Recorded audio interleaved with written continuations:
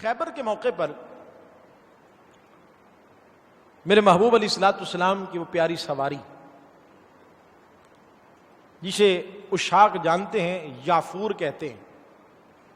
شاید کسی کو بات سمجھ آ گئی ہو، سمجھانے کے لیے مزید عرض کر دیتا ہوں. خیبر کے موقع پر، یہ زبان ذرا دل کے کان میری طرف رکھ، خیبر کے موقع پر ایک گدھا جس کا بعد میں حضور نے نام یافور رکھا، وہ گدھا حضور سے کلام کرتا ہے. جاگ رہے ہیں؟ وہ گدھا کیا کر رہا ہے؟ حضور سے کلام کر. اب جملے ذرا توجہ. عرض کرتے سونے میں ایک یہودی کی ملکیت میں تھا، یعنی جو میرا مالک ہے وہ کون ہے؟ یہودی ہے. یا رسول اللہ صلی اللہ علیہ وآلہ وسلم، میں یہودی کی ملکیت میں تھا، لیکن میں نے کبھی بھی اس یہودی کو اپنی پیٹھ پر بیٹھنے نہیں دیا. کیوں؟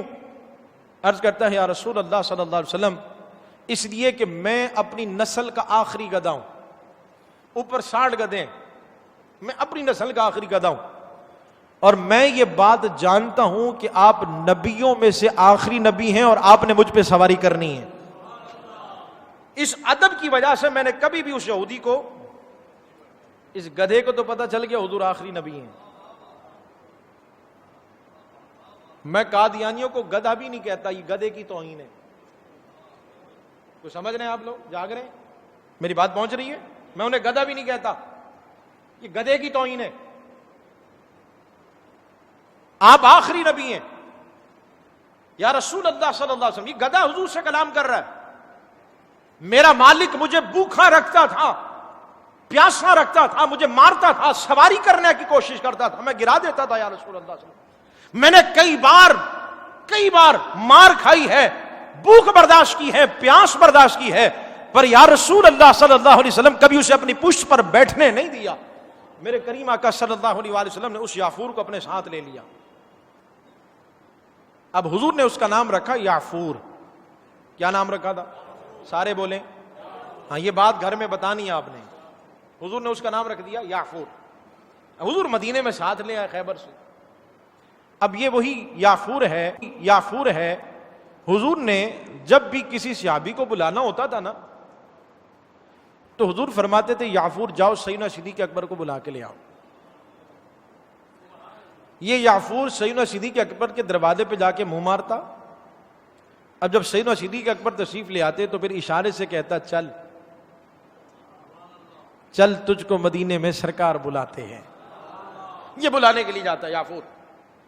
اب ایک بات اور عقیدے کی ذرا واضح کروں، تھوڑی سی باریک بات ہے لیکن اگر آپ غور کریں گے تو بات سمجھ آ جائے گی. یافور جو آیا تھا یہ مدینے میں اجنبی تھا. کون تھا؟ مثال کے طور پر ایک شخص آج ہی لاہور سے آیا، پہلی مرتبہ کراچی. اب ہم اسے کہتے ہیں کہ یار تو ہمیں لے چل، تھوڑا صدر گھما کے لے آ. تو کہے گا بھائی میں تو یہاں کے راستوں سے واقف نہیں ہوں، اس گلی کے بعد مجھے نہیں پتا کہ ہم نے جانا کہاں ہے. ایسا ہے یا نہیں؟ اجنبی ہے، پہلی دفعہ آیا. یافور مدینے میں اجنبی تھا. بڑی توجہ. حضور فرماتے ہیں جاؤ سیدنا صدیق اکبر کو بلاؤ.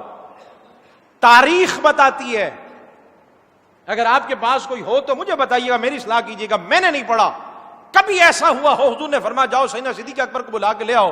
سیدنا صدیق اکبر گھر میں ہو اور یافور بازار میں ڈھونڈ رہا ہو. کبھی ایسا نہیں ہوا کہ سیدنا صدیق اکبر بازار میں ہو وہ گھر میں ڈھونڈ رہا ہو. جس کے لیے حضور نے نام لیا یافور اجنبی تھا لیکن اس کی دروازے پہ جاتا ہے. میں سمجھانا یہ چاہتا ہوں کہ یار کے پشت پر بیٹھنے کی وجہ سے اس یافور کی آنکھوں میں بھی اتنا نور آ گیا تھا، وہ بھی جانتا تھا کون سے صحابی کہاں پہ بیٹھے ہوں گے. آج تو بڑے بڑے درس قرآن کے نام پر لوگوں کو گمراہ کرتے ہیں کہ معاذ اللہ حضور کو علم غیب نہیں تھا. اور میرے امام اہل سنت علیہ رحمہ فرماتے ہیں اور کوئی غیب کیا تم سے چھپے گا بھلا، جب نہ خدا ہی چھپا تم پہ کروڑوں درود. اور یہ تو حضور کے بیٹھنے کی برکت ہے کہ اس یافور کا یہ عالم تھا کہ وہ یافور جاتا ہے، حضور جس کا نام لیتے تھے یافور اسی جگہ پر پہنچتا ہے. حضور جس کا نام لیتے تھے وہ اسی جگہ پر جا کر پہنچتا ہے. تو میری بات یہاں پہ رکھیے گا کہ یہ یافور جو کہ گدھا ہے لیکن یہ بھی جانتا تھا کہ حضور آخری نبی